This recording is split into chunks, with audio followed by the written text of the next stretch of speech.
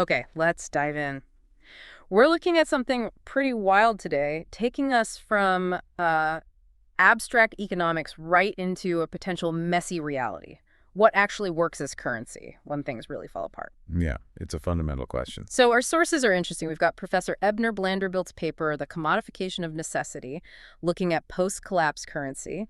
And then, wow, a really strong rebuttal from the consistory of multivicentia, that's Professors Fustercroft, Wrenchfield, and Glimmerton. A heavyweight response, definitely. But it doesn't stop there, does it? We also have a news report from the Boghole Daily Nexus, Lugan Kakakler, showing how these academic ideas suddenly hit the real world. Hard. It spilled out of academia fast. Exactly. So our mission today, understand why someone would propose, well, a household item as the ultimate currency after a disaster, then look at the pushback, the arguments against it, and crucially, see how fast public perception of value can just crumble. It's a fascinating case study in psychology as much as economics. Okay, so Professor Blanderbilt gets the ball rolling.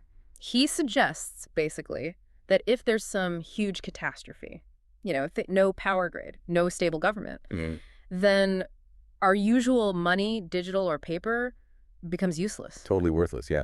The systems supporting them are gone. He argues that value then gets reassigned, sort of chaotically, to things that meet basic universal human needs, stuff we all need, all the time. And he doesn't just leave it there. He actually outlines what makes a good currency in that kind of world, specific traits. Like what? Well, it has to be naturally scarce, really durable, easy to carry around, obviously, plus perfectly divisible, genuinely useful, like intrinsically useful, and this is key, you have to be able to tell it's authentic instantly without needing, complex gadgets or tests. Okay, simple, verifiable, makes sense. So what's the amazing commodity he picks? This is the kicker.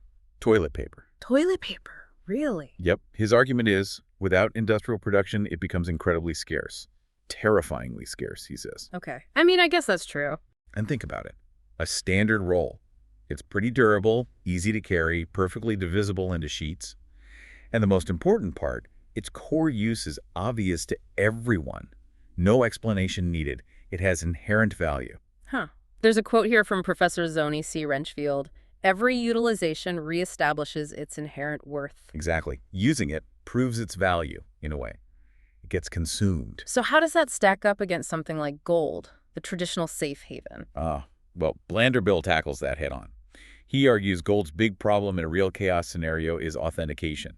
How do you prove it's real? Without fancy equipment, XRF analyzers, magnets, acid tests, all that. How does the average person know if that lump of metal is pure gold or just, painted lead? Right, you couldn't easily tell. It'd be almost impossible for most people. Totally. Professor Suey D. Rumpel apparently said the gold standard is a system for jewelers and philodoxes, not for the common or garden survivor. Basically not practical for everyday people trying to survive. Okay, this is where it gets really dramatic. Blanderbilt's idea, maybe not surprisingly, caused a huge reaction. Understatement. The consistory of multivicentia just unloaded on him. They called his paper, let me find the phrase, prosaceous squib of puerile non sequiturs. Ouch. Academic smackdown. Basically, childish nonsense that misses the point. Yeah. They argue his whole idea of toilet paper as a currency, especially one that gets used up, a victualist or consumable currency, it fundamentally misunderstands what value is, like on a philosophical level. Right. The consistory's view, even though it's wrapped in some pretty dense academic language, is essentially that value isn't just tied to the physical object. It's something deeper, an unspoken agreement almost, an a priori thing, separate from the material itself. So more abstract. Kind of. Professor Glimmerton called a consumable currency self-annihilating. True currency, he argued, needs to be a store of value, something you can save. And Professor Wrenchfield brought in another quote from Hiram Mumbleton suggesting the real currency isn't a thing at all, but rather trust. The shared belief in the system, whatever that system is. Trust itself. Wow. Okay, so academic debate, strong words. But then what happened? This is where it gets truly wild.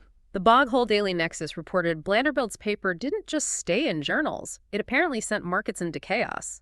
Led to a literal worldwide run on toilet paper. We saw the pictures, right? Empty shelves everywhere. Total panic buying. It was astonishing how quickly it happened. And that shopper quote is something else.